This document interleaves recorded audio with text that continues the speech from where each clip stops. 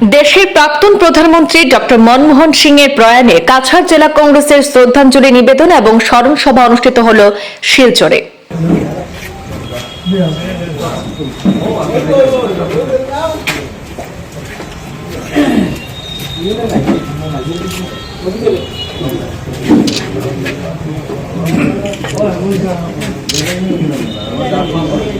গত ২৬ ডিসেম্বর বৃহস্পতিবার রাতে দিল্লির এইমস হাসপাতালে শেষ নিঃশ্বাস ত্যাগ করেন ভারতের প্রাক্তন প্রধানমন্ত্রী ডক্টর মনমোহন সিং। শনিবার ওনার আত্মার সদ্গতি কামনা করে প্রয়াতের প্রতিকৃতিতে মাল্যদান এবং পুষ্পার্ঘ্য অর্পণ করার পাশাপাশি দলীয় কার্যালয়ে এক স্মরণ সভার আয়োজন করল কাছাড় জেলা কংগ্রেস কমিটি। সভায় প্রাক্তন প্রধানমন্ত্রী প্রয়াত ডক্টর মনমোহন সিং এর জীবনের বিভিন্ন দিক তুলে ধরেন বক্তারা। পরে ১ মিনিট মৌনতা পালন করে প্রয়াতের পরিবারের প্রতি গভীর সমবেদনা জ্ঞাপন করেন কংগ্রেস কর্মকর্তারা। আজকের সভায় উপস্থিত বিভিন্ন বক্তা সহ জেলা কংগ্রেস সভাপতি অভিজিৎ পাল ডক্টর মনমোহন সিং একজন দার্শনিক হওয়ার পাশাপাশি বিশ্বে একজন অর্থনীতিবিদ হিসেবে নিজেকে প্রতিষ্ঠিত করতে সক্ষম হয়েছেন বলে জানিয়েছেন।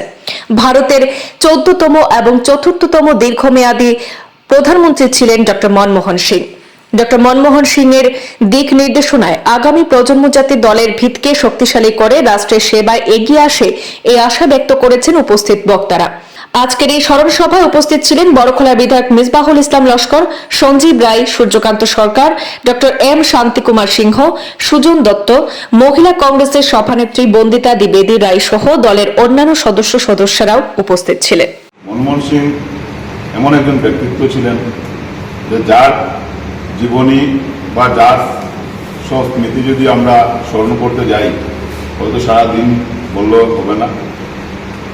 ভারতবর্ষের বিশিষ্ট অর্থনীতিবিদ, দার্শনিক, পণ্ডিত ব্যক্তি ডক্টর মনমোহন সিং, উনি 1932 সালের 26 সেপ্টেম্বর উনি জন্মগ্রহণ করেছিলেন এবং 2024-এর 26 ডিসেম্বর উনি মৃত্যুবরণ করেছেন।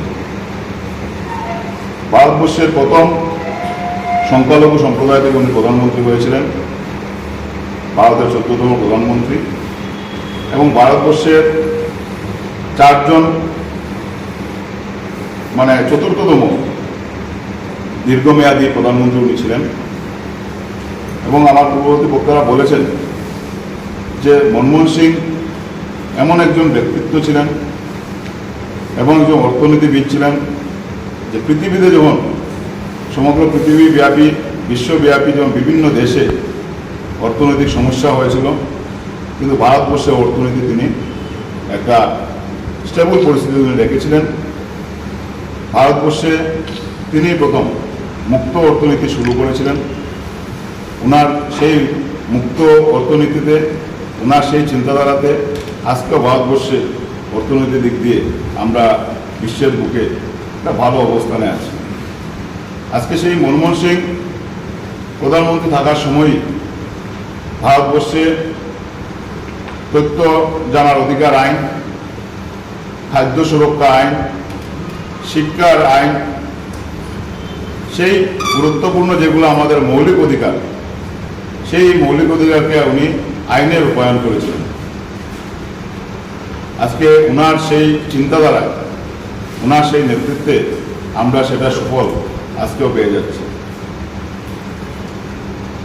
আমার বিভিন্ন বক্তারা বলেছেন যে ডক্টর মনমোহন সিং এমন একজন ব্যক্তিত্ব ছিলেন যিনি কোনোদিনই প্রচারে আলোয় আসতে রাজি হননি। ওনাকে যখন দ্বিতীয়বার উনি প্রধানমন্ত্রী ছিলেন, বিরোধী দলরা অনেকভাবে ওনাকে সমালোচিত করেছিল, মৌনমোহন বলতো, কিন্তু উনি তাতে কোনো পদুত্তর দিতেন না। তিনি কোনো সময় প্রচারে বিশ্বাসী ছিলেন না। উনি ওনার বক্তব্যে একটা কথা বলেছিলেন যে ইতিহাসে সত্যতা তুলে ধরবেন। ওনার সম্বন্ধে যখন বেশি সমালোচনা হতো, এই কথাটা উনি বলেছিলেন যে ইতিহাসে সত্যতা প্রমাণ করবে। সেটা সত্যি।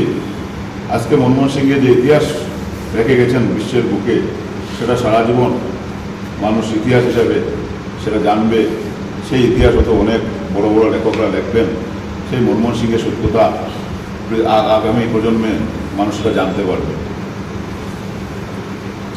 মহিলা কংগ্রেস সভানেত্রী এটা কথা বলেছেন যে উনি পাকিস্তানে জন্মগ্রহণ করেছিলেন, তখন পাকিস্তান বিভক্ত ছিল না, অবিভক্ত ভারতবর্ষে উনি জন্মগ্রহণ করেছিলেন। কিন্তু যখন পাকিস্তান বিভক্ত হওয়াতে উনি ভারতবর্ষে উনি থাকার জন্য উনি নিজে থেকেই নিয়েছিলেন যে ভারতবর্ষে উনি থাকবেন। এবং ভারতবর্ষের মধ্যে উনি আসামও প্রায় 20 বছরের বেশি উনি ভাড়াটিয়া হিসাবে আমাদের প্রয়াত মুখ্যমন্ত্রী হিতেশ্বর শইকীয়ার বাসভবনে থাকতেন। উনি গভর্নর থাকাকালীন সেই গুয়াহাটিতে উনি সৌরমেটিয়ার বাসভবনে উনি ভাড়া নিয়েছিলেন এবং সেখান থেকে ওনাকে 1991 ইংরেজিতে রাজ্যসভাতে পাঠানো হয়েছিল আসাম থেকে, এবং সেই রাজ্যসভার থেকে উনি সাংসদ হয়ে উনি প্রথম অর্থমন্ত্রী হিসাবে পিভি নরসিংহ রাও প্রধানমন্ত্রী থাকাকালীন উনি মুখ্যমন্ত্রী হিসাবে দায়িত্ব নিয়েছেন। পরবর্তীতে 2004 ইংরেজিতে উনি প্রধানমন্ত্রী হিসাবে দায়িত্ব নিয়েছেন। সেই একজন সরল ব্যক্তিত্ব, একজন স্বচ্ছ ভাবমূর্তি থাকা সম্পন্ন ব্যক্তিত্ব, যিনি বিশ্বের বুকে নিজেকে প্রতিষ্ঠিত করতে পেরেছিলেন।